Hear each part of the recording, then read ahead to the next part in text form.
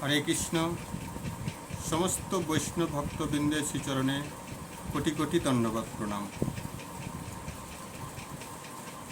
সমস্ত ভক্তবৃন্দ, আপনারা সবাই চিন্তা করছেন জন্মাষ্টমী কবে করব, সোমবার না মঙ্গলবার। তাই বলছি, বৃন্দাবন এবং ইস্কন মতে আমরা জন্মাষ্টমী উৎসব করছি সোমবার 26শে আগস্ট, 9ই ভাদ্র।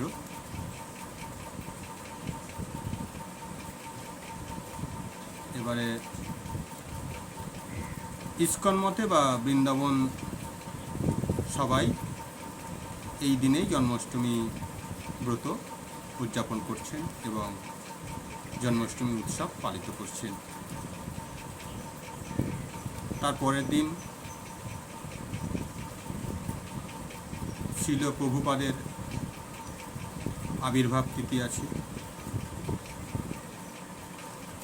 এবং বেলা 12টা পর্যন্ত উপবাস করলে খুব ভালো হয়। যারা বৈষ্ণব মতে আছেন, সবাইকে করলে তো ভালোই হয়, ফলাহার করে থাকলে। এবার 12টার পরে আপনারা প্রসাদ সেবা করতে পারছেন। জন্মাষ্টমীতে যা কিছু ভোগ ভগবানকে সেবা দিচ্ছেন, সেটা পরের দিন আপনারা সবাই সেবা করতে পারেন। হরে কৃষ্ণ।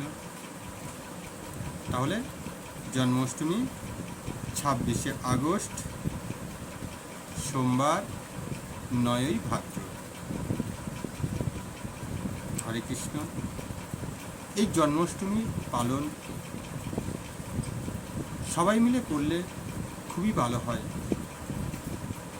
যে করতে পারে, যার সামর্থ্য নেই, চিন্তা করছেন কিভাবে কি করব, যেমন সামর্থ্য। ভগবান বলছে, আমার জন্য বেশি কিছু ভাবনা চিন্তার কোনো কারণ নেই, সব ভক্ত আমার কাছে সমান।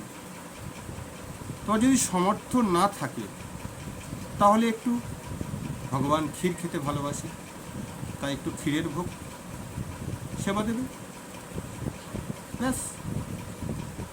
অত চিন্তা ভাবনার কোনো কারণ নেই। এবং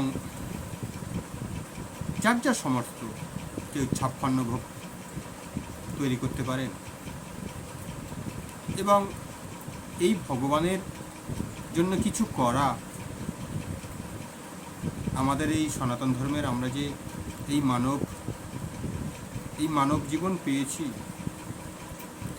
এই মানব জীবন অনেক দুর্লভজনক। তাই 84 লক্ষ জন্মের পর এই আমরা মানব দেহ পেয়েছি। এই জড় দেহ যদি ভগবানের জন্য আমরা কিছু না করতে পারি, তাহলে আমাদের সব কিছু কর্মটাই বৃথা। দেখুন, আবার ভগবান যদি কৃপা না করেন, কোনো ভক্ত ভগবানের সেবা করতে পারবে না। কেন? ভগবানের কৃপা ছাড়া কিছুই সম্ভব নয়। আমরা বলে থাকি, এই ভক্ত করছে না, ওই ভক্ত করছে না, বেকার বলা। কারণ আগের জন্মের কিছু স্বীকৃতি যদি না থাকে, তাহলে সে ভগবানের আশ্রয় আসতে পারে না এবং সাধু সঙ্গ করতে পারে না। তাই আমাদের সবাইকে যতটুকু পারি, যতটুকু সম্ভব, এই মানব জীবনে সাধু সঙ্গ করা অবশ্যই দরকার এবং ভগবানকে পূজা অর্চনা করে যাওয়াটাই আমাদের আসল কর্তব্য। মূল কর্ম হচ্ছে ভগবানকে সেবা করা এবং তারপরে আমাদের জড় জগতের সব কিছু করতে পারবে, কোনো অসুবিধা নেই। তা সেই মতে আমাদের সবসময় ভগবানের নাম, ভগবানের জপ, এইগুলো করে যেতে হবে। হ্যাঁ, আপনি বলছেন জন্মাষ্টমী কিভাবে করব কিছুই তো জানি না, কিচ্ছু জানতে হবে না। ভগবানকে সকালে পঞ্চামৃত দিয়ে পঞ্চামৃত করে অভিষেক করাবেন। যদি ঘরে গোপাল থাকে, গোপালের জন্য নতুন বস্ত্র যদি থাকে, সেটাকে অভিষেক করানোর পরে ভালো করে সাজাবেন। এইবারে কিছু ফুল রাখবেন এবং যে যে প্রসাদগুলো তৈরি করবেন প্রতিটার মধ্যে তুলসী পাতা অবশ্যই দেবেন।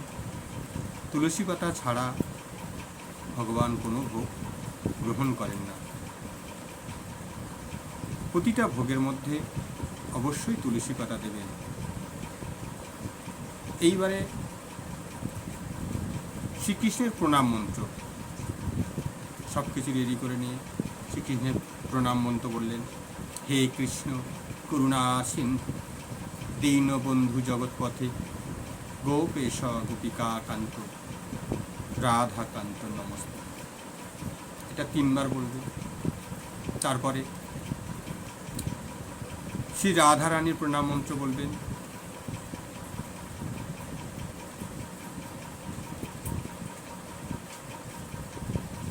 তপ্ত কাঞ্চন গৌরাঙ্গী রাধে বৃন্দাবনেশ্বরী বিশ্বভানুষ্যতে দেবী প্রণামাই হরিপ্রিয়।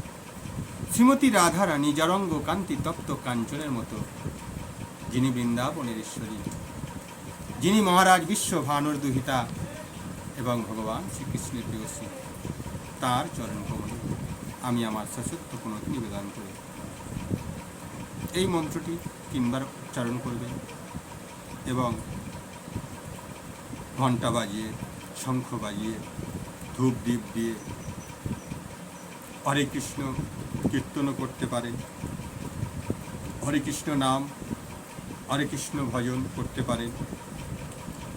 এবার বাল্যগোপালের প্রণাম মন্ত্র। নবীন নীরদ শ্যামং নীলন্দ্রি বর লোচনং যশোদানন্দনং নৌমে কৃষ্ণ গোপাল রূপিণং নীনত্তপল দল শ্যামং যশোদানন্দ নন্দনায়ং গোপিকা নয়না নন্দনায়ং গোপালা রামা মাহম। হরে কৃষ্ণ। জয় শ্রীকৃষ্ণ চৈতন্য প্রভু নিত্যানন্দ শ্রী আদ্বৈত গদাধর শিবাসাদি গৌর ভক্তবৃন্দ। জয় শ্রীকৃষ্ণ চৈতন্য প্রভু নিত্যানন্দ শ্রী আদ্বৈত গদাধর শিবাসাদি গৌর